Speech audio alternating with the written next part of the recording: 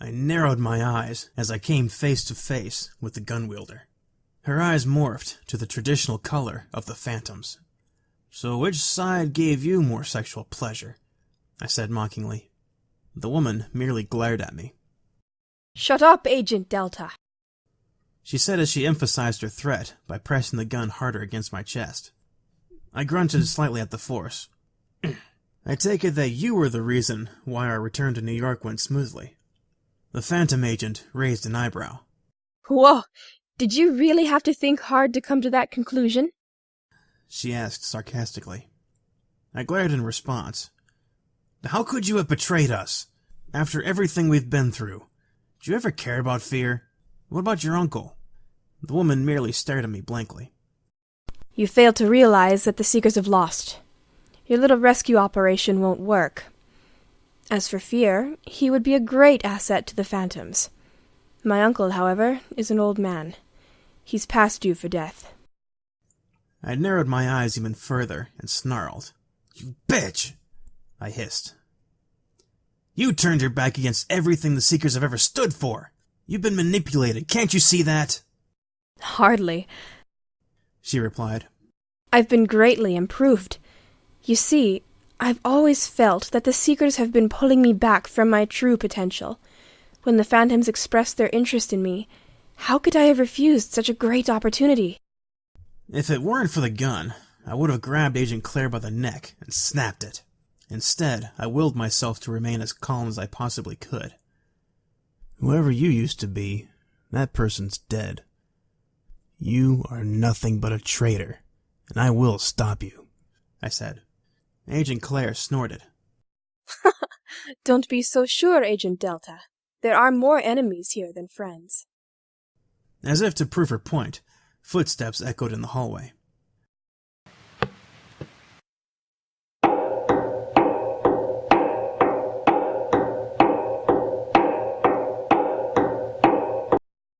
Emerging from the darkness was none other than Martin Hill. "Well, well, look who's here." The balding man commented as he smiled crookedly. "You know, I've been itching to get some payback ever since you arrested me." He then grabbed me roughly by my collar and slammed me hard against the stone wall. "I'm going to enjoy cutting you up." Hill then took out a sharp razor blade. I stared at it anxiously, and when I looked back at the man, he grinned sadistically at me as his eyes were of the same color as Agent Claire's. "Let this be a lesson for you on never messing with me." Just before he could aim the knife at my face, Agent Claire grabbed Hill by his arm and pushed him to the side. "I wouldn't do that if I were you, Hill," she simply said. She then looked at me blankly. Her glowing eyes no longer held the same warmth that I have associated with her during the length of our former missions. "The leader wants us to bring him in. Probably for some long-deserved father-son time." That last part sounded sarcastic. I narrowed my eyes at her and bit my lip to prevent myself from making a retort that I might have regretted. I had to escape their grasp somehow. Martin Hill reluctantly pulled away, obviously disappointed that he couldn't hurt me. To be honest, though, I wasn't sure what was worse, getting mutilated by Hill or having to come face to face with the monster that made me. I was pulled from my thoughts by Hill as he grabbed me roughly by the shoulder and began to lead me back to the darkness from whence he came. Claire followed alongside us. All the while I looked around me hastily for any way to escape. I groaned as I was hit on the back of the head. Ugh. I looked behind me and saw Hill smile at me. "There'll be no plans of escape coming from you. Don't want Daddy to ground you, do you?" He laughed hard. I glared at the balding man as he continued to laugh. He smirked at me. "Say, how's the pretty little brunette? We have some unfinished business to attend to." Fury coursed through my veins as I tried to claw at the bastard. He held tightly onto both of my hands, and laughed louder before he was abruptly cut off. I pulled my hands from his slack grip, and he fell over. A pool of blood began to form from the bullet wound that pierced his neck.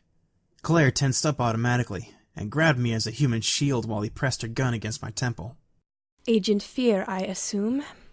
Don't do anything stupid. Otherwise, I'll blow your friend's brain clean out of his skull.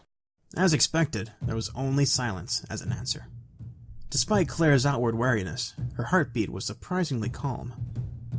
A whizzing noise interrupted the tense atmosphere as a bullet narrowly missed Claire's cheek. Said person turned around as a body collided with both of us, and we all fell to the ground. The wind was knocked out of me, and my vision was momentarily blurry as I saw two figures struggling to gain the upper hand. One of them pushed the other back and fired a shot in the direction. A silence then formed that was only interrupted by loud breathing. My clear eyesight came back, and I saw both Claire and Fear stare at each other in a defensive stance. Claire smirked. Well then, I guess this'll be the sparring match that we so wanted. Fear's face was blank, however, as he dropped his sniper rifle to the ground. In return, Claire placed her dual pistols and all of their bullets on the ground. Immediately, she launched herself at Fear, who quickly rolled to the side and kicked her. The woman fell, but caught her balance by pressing both of her hands on the ground. At the same time, she managed to slide one foot through Fear's belt and threw him over as she stretched her leg back. Like Claire, Fear regained his balance and narrowly missed a punch to his face. The next little bit was them exchanging blows and blocks until Claire got tired of the repetitiveness and jumped back. She breathed hard, however there was a look of amusement on her face. Not bad. However, I don't play by the rules. She smirked. Suddenly she threw several small pebbles at Fear, who turned away to cover his eyes. Thick smoke enveloped the area, and I coughed at the compound. The sound of a gun cocking forced me to turn my head to the right, as I saw Claire slowly walk towards me with a gun pointed at me. Come on, Agent Delta. I've got a delivery to make. Just as she bent over, a gunshot went off, and a small amount of blood spattered across my face. Claire's glowing eyes were completely wide as she stared at me in shock. She then looked down and saw the mass of blood that stained her blouse and continued to spread. She looked back up at me before she fell over on her side. Immediately I shuffled away from her, but went still when footsteps came towards me. Luckily it was just Fear, as he threw Claire's second pistol to the side and adjusted his visor on his eye. I stared at Fear in slight shock, who merely looked at me blankly. Did that hit her? It was supposed to be a warning shot. Oh well. He shrugged carelessly. I was never into redheads anyways. I prefer brunettes. For a moment, all I did was blink repeatedly, as I had no idea how to react. Apparently tired of my behavior, Fear bent down and snapped his fingers in front of my eyes. Earth to John, is anyone in there? He asked.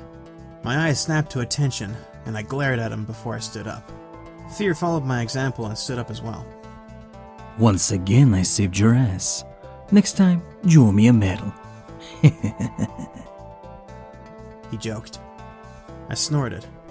Yeah, well, how about you make this time on the house? Fear chuckled before he turned his attention to the figure of Claire. From my angle, I could see her chest rise and fall, though it was very weak. I walked over towards her and leaned down so I could see her face. Her eye color was back to hazel, and through the haze of pain, I saw sorrow expressed as well. I'm so sorry. She whispered, before she shuddered and relaxed into the pavement. I continued to stare at her for several minutes, as I reflected that the girl always had the best intentions. However, the phantoms were master manipulators. I sighed in pity for the dead body and stood up. I didn't realize that Fear was already beside me. I gave him a questioning gaze, which he ignored. Instead, he too leaned down and gently ran his fingers through Claire's short hair. He held his hand over her blank eyes before he closed the eyelids. He then stood up and stared at me with an unrecognizable look. Are you alright? I asked softly. My friend continued to stare at me for several seconds before he looked away and grabbed his weapons. He then looked back at me. Come on. We've got a mission to complete. He said. I knew I wouldn't get any answer out of him, so I nodded, and together we hurriedly made our way down the hallway.